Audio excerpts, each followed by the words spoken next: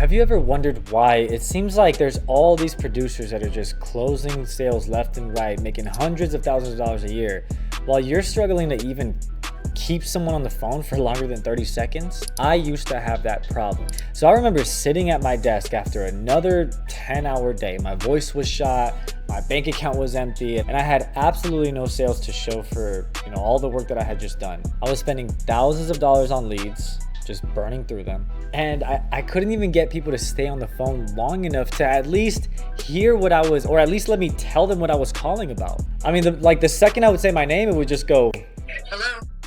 Hey, Leanne? Yeah? Hey, Leanne, it's Kevin. I don't know you. I don't know you. and it got to a point where I started wondering if any of this was even worth it, and if I even had it in me to make this work. And really, it kind of got to a point where I feel like I had just been burned so many times, right, with making these phone calls, and just had so many unsuccessful attempts that I started feeling like it was the leads that were bad, and that was why it wasn't working out for me. So with that in the back of my mind, I started to make these assumptions. I started to assume that they just didn't want to talk to me, that they weren't interested at all in insurance, and that I was just wasting their time or really wasting my time. And so really that became like a negative cycle, because what happens is those assumptions would start to creep into the way that I would speak, into how I would listen or even block things out that they would say, into how I would handle objections. And those assumptions I was making was just, it was killing my sales. And here's the thing, I didn't realize this at the time, but the reality is the problem that I was facing had nothing to do with the leads that I was purchasing. It had everything to do with me. Because when I caught on to that, when I caught on to the mistake that I was making and the assumptions that I was having, and I started to change my approach, I started to treat every single opportunity, every single lead like it was gold, right? Like it was my next golden opportunity. No matter how they answered, no matter what they said, no matter how old or how cheap the lead was. When I changed the way that I approached them, everything changed. I stopped letting my assumptions get in the way, and I started giving every single lead or every single person that I was speaking to the chance or the opportunity and the respect that they deserve. So in this video, I'm gonna share with you how I made that mindset shift. I'm gonna show you how to do the same thing so that you can stop working your ass off for absolutely nothing, so that you can start getting the results that you know you are capable of. And by the way, if you don't know who I am, my name is Kevin Montes. I sell final expense life insurance primarily over the phone. In the past 18 months, I've been able to go from $6,000 a month to $16,000 a month in income just selling on my own pen. And the reason I make these videos is because a lot of agents are broke, and I don't want you to be one of them. So I was watching a video the other day. I don't know which video it was. It was by Alex Ramosi. And he said this quote that really stood out to me. He said, the most successful people you know aren't necessarily doing something that you can't do. They've just stopped doing the things that you're still doing, or the things that you're unwilling to let go. And that really, really stuck with me. And I mean, I think that's the whole deeper thing that maybe we can get into in another video, and how it relates to us as insurance agents. But the reason I'm bringing it up here is because that is exactly what I find makes the difference between a $300,000 producer and a $30,000 producer making just no money. See, a lot of times the $30,000 producer, right, the brand new agent that doesn't know what the hell they're doing, it's easy for them a lot of times to look at the people at the top, to look at the people that they're, looking up to and wanting to emulate, and ask themselves, like, what is it? What am I missing? What do they have that I don't? What script are they using that I need to use? What leads are they buying that I just don't know about? What is this? What is that? It's super easy to think that way and assume that they've just got something, or maybe some kind of skill set or character trait. They've got this confidence. If I was just that confident, or if I was disciplined like this person, like if, as if that was not something we can work on, right? But whatever, that's another topic. But point is, it's easy to think that way, right? What is it that they have that I'm missing? A lot of times it's not that at all. It's not that they have something you're missing. It's that they've stopped doing, or it's that they've let go of the bad habits that you are still holding on to. By the way, and a lot of times you shouldn't be doing, but sometimes we still do it. And one of those things I would say is making assumptions ahead of time and judging your leads. That's something I find a lot of agents doing in a lot of different ways. And it's killing. Let me tell you right now, if you're doing that, which look, I've done it, and this is something that I've done repeatedly, even after learning this lesson, like it's something that happens and we need to be reminded sometimes. So you might be actively doing it. So this is going to serve as a reminder, but let's talk about why that kills your sales and how to overcome it, right? Or how to change that. Before we get into anything, the reason this is such a big deal and the reason that I truly believe this is the number one thing that's killing your sales right now is because when you start to make these assumptions, when you start to judge your leads ahead of time and just assume that they're not going to buy or assume they're not interested or assume they're broke or, whatever other assumptions you might be making that we're going to get into in a second. When you start making those assumptions, it's like you're giving yourself an out. You're cutting yourself slack for your lack of performance, your lack of commitment to getting the job done and essentially to helping this family out, right? That we're supposed to be serving. And so when we give ourselves that out, right? When we just make the assumption of, oh, this person is broke, they're not going to buy. Like once you've made that assumption and once you've accepted that, if there was a way to define sales, well, of course there is, right? But I think one of the ways to define sales is the transfer of energy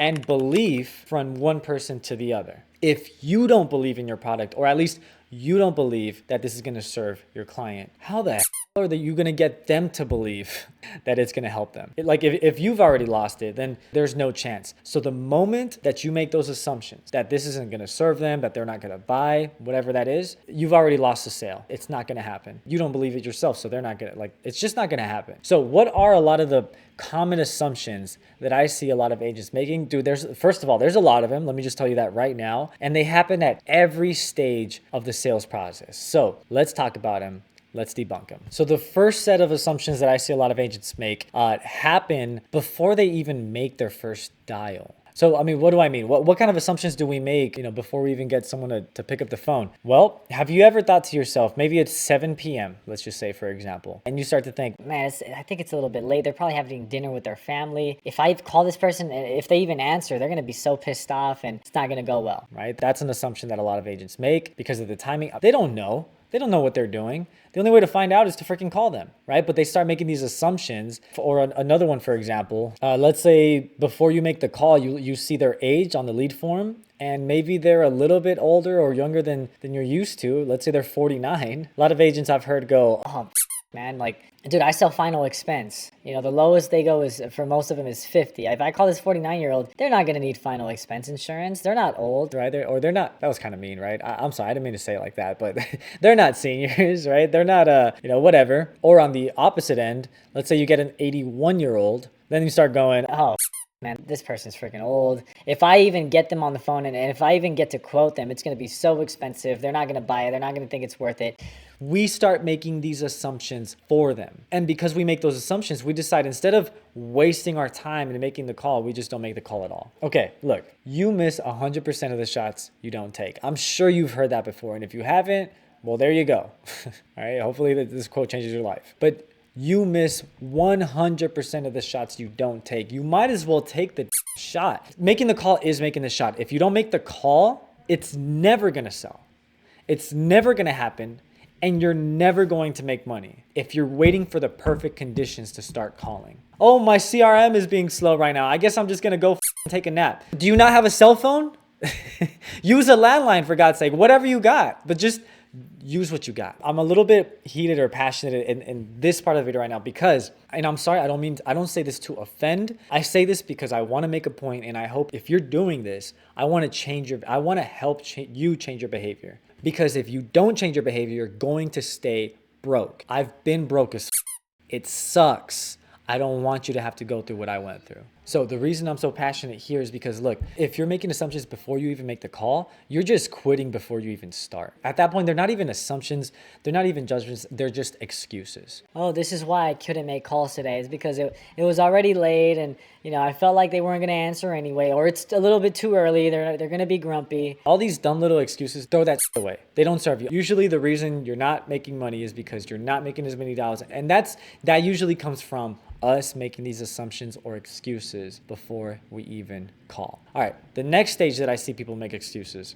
is during the intro. So once the agents start making the calls, and this was my biggest problem for a long time, this is where I was stuck. Let me share something with you. Here are my average numbers. Typically, when I'm dialing, I only get to present or keep on the phone roughly 30% of people that I talk to. Now, granted, I buy leads that a lot of people are scared to touch and run away from it because everybody wants the highest intent lead, and I don't give a shit about that. So granted, keep that in mind. But on average, my conversation rate is 30%. So I keep 30% of people who answer the phone, I'm able to get them to stay on. Think about what that means. That means that 70% of the time I'm getting hung up on or cursed out. And by the way, those are the numbers. It's fine. It's part of it. There's nothing wrong with you for that. But with that being said, 70% of the time I'm getting cursed out, called a scammer, called a piece of shit, whatever's going on. So it's pretty natural for new agents who are not used to this and don't expect that to happen. It's natural for them to start to feel like, oh, most of these people don't want to talk to me. They hate me. They're not interested, whatever the case might be. Because it is the reality, right? I mean, 70%,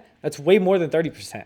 That means that most people that you talk to are like, they're not going to want to stay on the phone and they're not going to want to hear you out. The problem happens when we start to assume or think that we can judge our leads based off of how they answer or whatever the case might be. Or even worse, the problem happens when we start to just assume that everyone is going to be uninterested unless they answer like in the most cheerful way. That's what I was doing, is I started assuming because I was getting rejected so much, I started to just have this kind of like attitude when I would call my next prospect that reflected like, dude, I don't want to be here. I don't want to talk to you. Do you want this or not? That was kind of the attitude that was coming out through my tone and the way that I was answering the phone. And so, I mean, those are pretty much the assumptions that people make at this stage, right?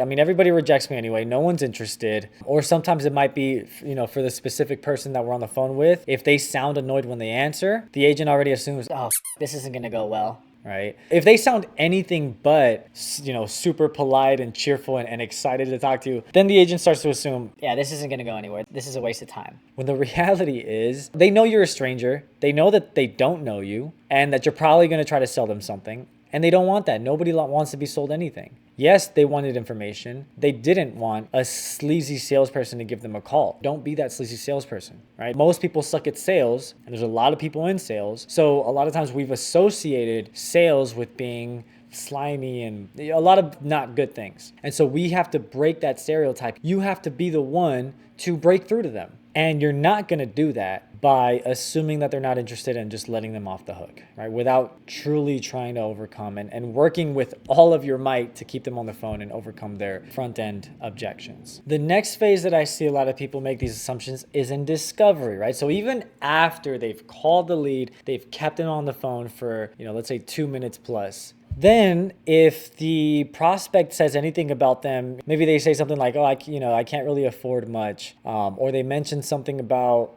being on such a low income, because a lot of times our seniors that we speak to are on a fixed income, right? The government decides how much money they make. And so they're not making much. So when they bring that up, then the agent starts to assume, oh, this person's broke. They're not going to be able to afford anything. They're not going to buy anything from me. Or if they maybe just mention something about them living alone or maybe all their family has passed away, the agent assumes, oh, this person's not going to want insurance. They have no family left, right? Who are they going to want to leave this behind to? And instead of asking them, right, and clarifying that, they just start to assume, they just keep on moving on with the script or whatever, and they start to assume, oh, this is not going to be that important to them, but they keep going anyway. Maybe, for example, another thing is if the prospect is being short with you, right, and they're just giving you one-word answers, not being super engaged in a certain part of the script, the agent starts to assume, oh, this part is not important to them. I'm just gonna skip this part, just move on to the quote. Or when we get the objection, sometimes like, I just want a quote. Just give me a quote, right? When they start saying that, the agent assumes, oh, okay, this person's, they know what they want, right? They just start to make those assumptions as well based off of what the prospect's saying. None of that serves you,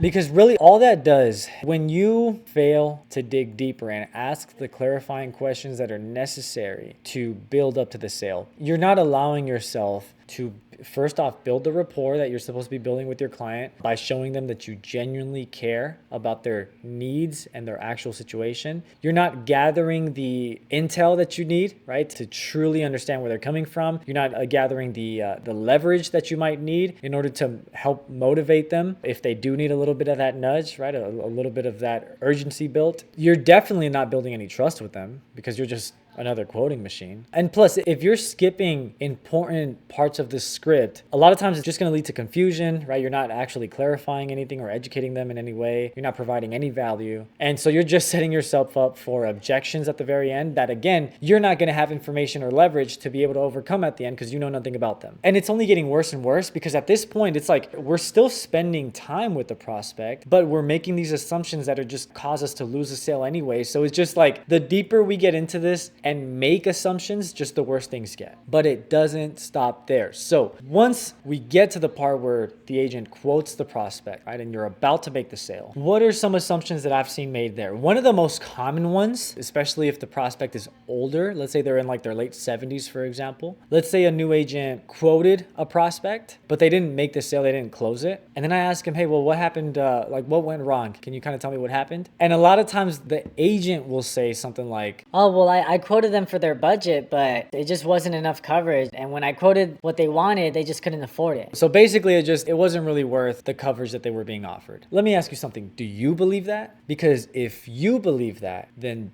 that's a problem. Your job as the agent isn't to take orders. Your job is to help find and solve the actual problem that your client is facing. And you don't find the problem by asking the prospect, hey, what is your problem, right, that we're trying to solve? It's by asking skilled questions and using your expertise to determine what the real problem is and how we can solve it. So what do I mean by that? I don't care. And I have videos on YouTube that you can go back to where a prospect says, hey, I'm looking for $20,000. I'm looking for $50,000. And I ended up talking them down to, I think it was like 10 grand or maybe from 50 to 20 or whatever it was. And they were super happy with it. Ended up giving me referrals. I have videos of that posted here.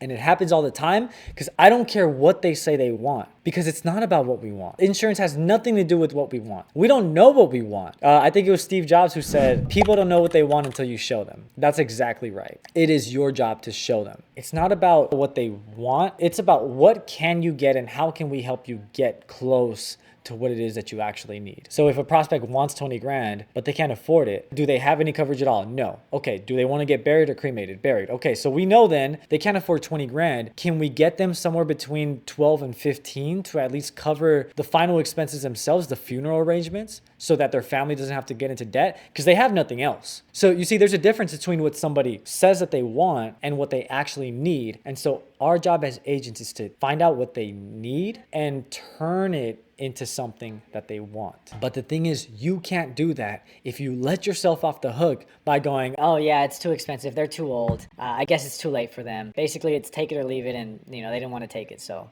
oh well. If you've already made that assumption, you've already lost, and you're not going to be able to communicate to them why it makes sense to why it's better to have some coverage than no coverage. You can't do that because you don't believe it yourself, because you've let yourself off the hook. And that's not their fault, that's your fault. And lastly, it's during, I see a lot of assumptions being made during the objection handling process. The first assumption that I see made all the time is assuming that the prospect is telling the truth. I'm tempted to say 10 times out of 10 they're not. And it's not that they're lying. I don't want to turn this into like the whole buyers or liars thing. I mean, sometimes, look, they don't have a script. Sometimes they don't know how to properly articulate their actual thoughts. They don't know, or they might be embarrassed to tell you that they're broke, right? That they can't afford something. So what do they say? I need to think about it. Deep in their mind, they know that I'm not going with this because it's too much. They quoted me too high, right? And so that might be a problem with you just gave out quotes without finding a need. Or it might be a trust thing, right? Like they don't trust you, but they don't want to tell you that. They don't want to say, hey, buddy, I don't trust you. So they say, yeah, let me think about it for a few days. It's the easiest thing to say. But the thing is, a lot of agents just make the assumption that,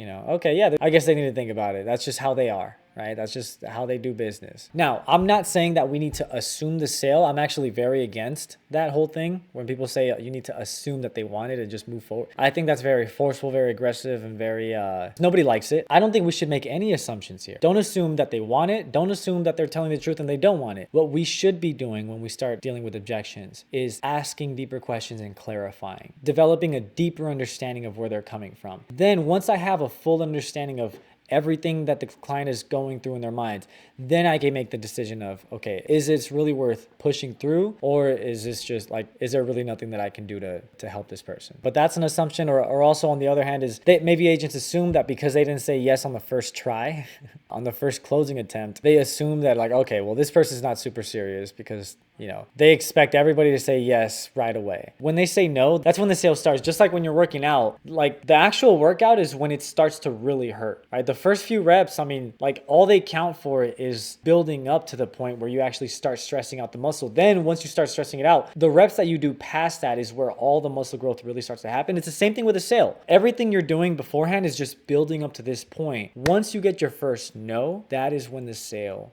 begins. But a lot of agents assume that because they got a no, it actually means they're not interested or they were just a tire kicker or whatever the case might be. And really, we just have to help them work through whatever it is that they're feeling or thinking, whatever concerns they might have. But the only way we can help them work through that is by understanding what they're really thinking. And we can only develop that understanding by asking questions. So here's what it all really comes down to. The truth is, most agents don't lose sales because of something that they necessarily did wrong. They lose sales most of the time because they've assumed that the sale was already lost. And when you assume that it's already lost, you stop doing the things that would have helped you win the sale. You're not going to half-ass your way into a sale. It's just not going to happen. You have to go at it with all your effort, with full conviction. Anything less than that is just going to result in failure, which is exactly what I was.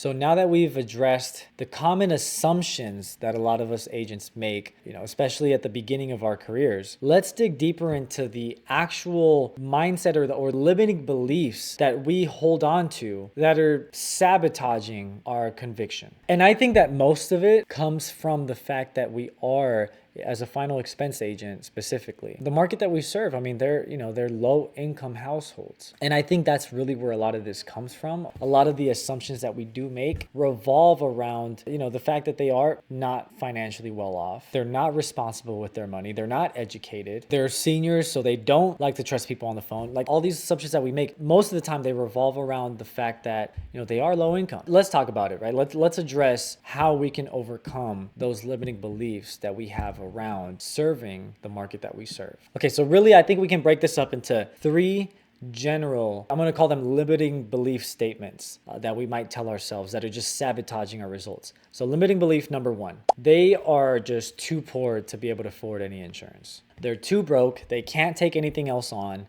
There's no way they'll be able to afford what I'm offering. Okay, so here's the thing about this one. Let's talk about how money actually works. Okay, so we know money comes in, right? It comes in through whatever source of income we have. Now, how does money come out? Is it forced, or do we get to decide where that money comes out? Well, technically I don't get to decide because, I have to pay rent or else this, or I have to pay electric or else this. Do you really though? Like, let's really break this down. Is it possible to not pay your rent? Well, of course it's possible, but then I'm going to be homeless. Okay, exactly. That's fine, and I understand that. But here's the thing. So we decide that paying our rent is non-negotiable then, right? But that is our decision to make. The reason we continue to pay the rent is because we don't want to be homeless. Therefore, it's a priority. So the way that we decide where our money goes into is based on priorities. Can we agree on that? Yes? Cool. All right. So if we base how we spend our money on what we prioritize, then this whole thing stops becoming a thing of I can't afford it, and it starts becoming a thing of whether or not it's a priority in the first place. Here's the major difference with, the two perspectives. In the first scenario of they can't afford it, that is completely out of our control, right? Because we don't control how much money they make. Like we can't do anything about that. But if we can reframe it as what it actually is, which is whether or not this is a priority to them, we have some control there in the way of, we get to decide how much effort we want to put in to showing them the value of protecting their family. If you don't do a good job at showing the value behind that, then that is your fault. Has nothing to do with how much they make, has everything to do with how you communicated your offer. Just ask yourself this. How many times have you ran into a prospect that said they couldn't afford insurance, right? Or maybe they were giving you some kind of pricing objections, but they were smokers. and they were, smoking a pack a week, or even worse, a pack a day. If they can afford $10 a week on cigarettes, they can afford $40 a month on protecting their family from falling into debt. And on top of that, we're not selling like a product that has one fixed price. With insurance, we get to decide how much coverage we want to opt in for. So it's never a matter of whether or not this person can afford coverage or not. The real question, and the only question, is how much coverage can they afford? And how much coverage do they need? So I guess those are the two questions, right? How much do they need and how much can they afford? But it is never a question of whether or not they can afford it. That's not even something to consider. In other words, you don't have to sell them a $100 a month policy. Let's go as low as they can afford. It's your job to educate them and to help them understand that it's better to have some coverage than no coverage. Just put yourself in their families and their beneficiaries' shoes. Let's say we're talking about your parent here, one of your parents, or someone that you love. If they passed away and you were the one that, let's say you were the only person they had that they can trust. And so you're now left to cover all the funeral expenses and as far as the cost and also the arrangements. Would you personally feel offended in any way if all that your loved one left you was $5,000, especially if you knew that they weren't well off and that's all they could afford to leave behind for you? Would you be offended in any way? In that case, would you have preferred they left you nothing at all? It's a no-brainer. It's better to leave something than nothing. So it's not your job to decide whether or not they can afford the coverage. It's your job to show them why covering or protecting their family should be one of their top priorities. Your prospect doesn't have money problems, they have priority problems, and you can help shift their perspective. All right, limiting belief number 2, people with little money are harder to persuade.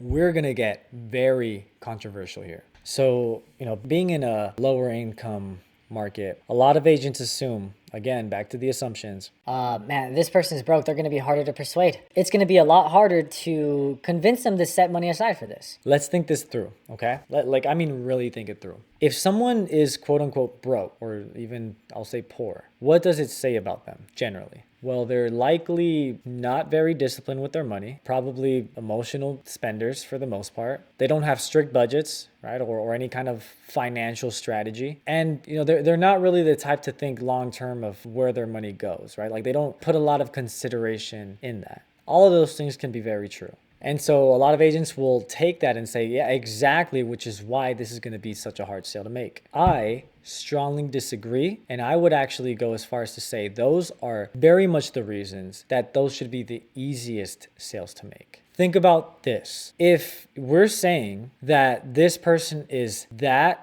emotionally driven and just, reckless with their spending habits, wouldn't that make them easier to persuade, not harder? I mean, wouldn't that mean that they're more likely to make some kind of impulse decision, especially if that emotional connection is strong? It's not that someone in this scenario is harder to persuade. It's that you as the agent have not created enough of an emotional connection. Because again, if we're saying that they're emotionally driven, that means they don't base their decisions very much on logic. So stop trying to make logical arguments. They don't need more logic. They need to know that you actually give a shit about them. And they also need someone to help them feel why this matters so much. So at the end of the day, if you position it in a way that deeply connects with their fears, with their desires, with their motivations, and especially with the love that they have for their family, they will buy. Again, like I said before, you can't help them understand those things. You can't transfer that belief and that conviction if you don't own it yourself. So stop letting your own bias, around their financial situation get in the way of you doing your job. And remember, if someone spends emotionally and recklessly and, whatever else we might tell ourselves, the reality is your job just got easier, not harder. And limiting belief number 3. Selling to someone with little money just feels wrong. I feel like I'm hurting more than helping them. I think that this one I can agree with if you're approaching it the way that most salespeople do, which is approaching it in the way of just trying to make another sale, right? Just trying to close a deal. If you're approaching it in that way and you're not actually trying to understand their need, then yeah, you probably are just taking advantage of them and you should stop and you should just quit. I'm kidding. But you definitely should change. And the thing is, I understand where this one comes from. Look, when you're talking to someone on the phone and you find out that they're making $800, $900 a month to live off of, and they live off of food stamps and Section 8 housing, and they live on their own. Yeah, it's very easy to start to feel, just thinking to yourself, damn, am I really doing the right thing here by adding another thing or adding another bill that they're going to have to pay for? Here's the thing is, this shouldn't be another bill. This should be a solution to their family's problems. Look, that's the thing about life insurance. Life insurance is never for us. We don't buy life insurance for ourselves. We buy it for the people that we love. Yes, we're the owners and we name ourselves as the insured, but really it's the beneficiaries who benefit entirely from this purchase. And Alyssa told me something the other day. I guess this is something she learned when she was in pre-med or whatever however it works, when you're studying to be a nurse. And don't quote me on this. I forgot what it's actually called or, whatever. But I just remember one concept of it. So it's like the 5 stages that we go through in life, basically, from infancy to old age. And basically the last stage that we go through towards the end of our lives is, she called it the giving stage. And that's the stage where we begin to find fulfillment in leaving a legacy, right? And giving to others. The seniors that we're serving, that's where they find a lot of purpose. They have a deep need and desire for wanting to leave a legacy, for wanting to leave a mark, because they know that time is coming, right? They've seen enough death now in their life that they know anything can happen at any moment. It might not be important to you right now at this point of your life, but that doesn't mean that it's not important to them. So with that said, they have a very big problem. So it just becomes a matter of how can we help them solve it without, leaving them on the street. That is the problem that we need to solve together. I mean, dude, again, like I said before in the last limiting belief, even if we have to opt in for the lowest coverage possible, what can we afford that won't set them back? Where can we find that extra money so that we can allocate it in a way that will actually allow them to feel that fulfillment that they desire? And another side of things too is, look, the way that I see it, we're helping them, especially when they're, as broke as they can be sometimes. When someone's broke, they have very little control over their lives. They just don't. They just have very little control over what goes on, over what happens, over, what they can accomplish. I see what we do as a way to help our struggling seniors take control of a small area of their life that they can have some control in. Because, dude, think about it. As a senior on a fixed income, especially the ones that we serve on a low income, they get their checks from the government, right? So the government decides how much they get paid. They're usually on Section 8 housing, also controlled by the government. So now the government decides where they live. What about healthcare? Medicaid, Medicare. The government decides that too, right? So the government decides what kind of healthcare they have. Sometimes maybe they live with their kids and their kids are the ones that are running the show basically. And so our seniors have very little control over that. So when you really zoom out, every single part of their life at this point in their lives is decided for them. They have very little control over what they can and can't do. And then you show up and you get to offer them one of the very few things that they can actually choose for themselves. It's something that they can leave behind intentionally, and you give them an opportunity to finally help their family in a world where they just haven't been given many opportunities to do so. We're talking to someone who is finding, let's say, a $50 policy hard to keep up with. If this person is struggling that bad to where that's a problem, chances are it's not just them, it's happening with the whole family 9 times out of 10, which means their kids are also broke, their spouse is broke, right? Their siblings are probably broke, because a lot of times this is a generational problem, right? So that being the case, if $50 is a problem right now, how the is their family gonna be able to come up with $10,000 to $15,000 for a funeral unexpectedly at that when this person passes away? Imagine right now, right this second, you just had to drop 15 grand and you weren't prepared to do so yesterday. If $50 feels heavy right now, the pain of not taking action is going to be 200 times of that for their family. And they don't want to do that to their family. Again, 9 times out of 10, they actually care and they don't want to leave their family in that predicament. So my argument here is being broke doesn't disqualify someone from needing life insurance. It actually makes them the exact person who needs your help the most. And again, yes, some people do take advantage of this demographic. They're poor, a lot of times poor, uneducated, right? Not very tech savvy a lot of times, an easy target for people who are looking to do bad things. So that's why all they need is that one honest, trustworthy agent is willing to put in the effort and the time to build